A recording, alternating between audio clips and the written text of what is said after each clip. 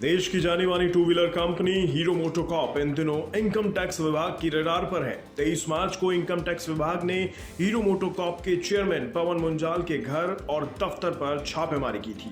Company के कई अधिकारियों के यहां भी छापे मारे गए थे। इस छापेमारी के बाद इनकम टैक्स विभाग ने सनसनीखेज खुलासा किया है। दरअसल हीरो मोटोकॉर्प ने 1000 करोड़ का खर्च नकली दिखाया है। छापेमारी में इनकम टैक्स विभाग को हार्ड कॉपी और डिजिटल डेटा में संदेहास्पद जानकारियां मिली हैं। पवन मुंजाल की दिल्ली के छतरपुर में 100 करोड़ की कैश फार्म हाउस डील भी आईटी विभाग की रडार पर है। बताया जा रहा है कि ये डील ब्लैक मनी से हुई थी। टैक्स बचाने के लिए फार्म हाउस की असली कीमत छुपाई गई।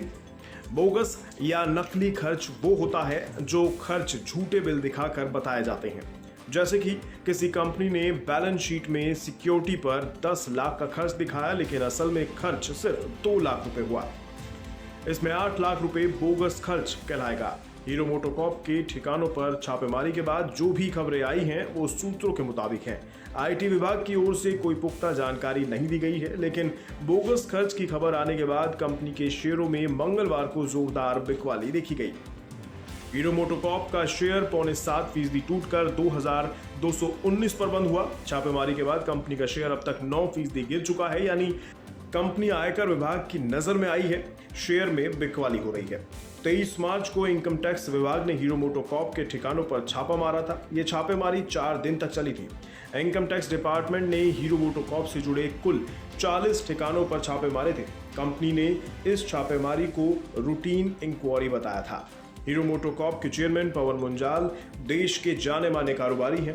पवन मुंजाल देश के 54वें सबसे अमीर शख्स हैं। फोर्ब्स के मुताबिक पवन मुंजाल के पास 24,000 करोड़ की संपत्ति है। जिस कंपनी की कमान पवन मुंजाल के हाथ में है वो देश की दूसरी सबसे बड़ी टू व्हीलर कंपनी है। हीरो मोटोकॉर्प का कारोबार 40 देशों में फैला है। हीरो मोटोकॉर्प के पास ग्लोबल बेंचमार्क वाले 8 मैन्युफैक्चरिंग प्लांट हैं। इनमें से 6 भारत में है। कोलंबिया और बांग्लादेश में एक प्लांट है। भारत के टू व्हीलर सेगमेंट में 50% से ज्यादा मार्केट शेयर हीरो मोटोकॉर्प के पास है। हीरो मोटोकॉर्प कनेक्टेड, ऑटोनॉमस और शेयर्ड कमर्शियल प्लेटफॉर्म पर काम कर रही है, जिसमें एक इलेक्ट्रिक कार भी शामिल है।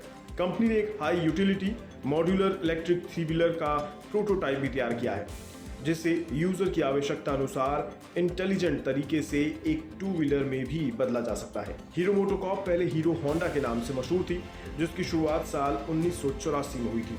तब ये कंपनी हीरो साइकिल और जापान की होंडा के जॉइंट वेंचर में चलती थी, लेकिन साल 2010 में हीरो और होंडा ने अलग होने का फैसला लिया था। आयकर विभाग की रेड के बाद हीरो मोटोकॉर्प की साख को नुकसान हुआ है। इसका असर कंपनी के शेयर पर भी दिख रहा है।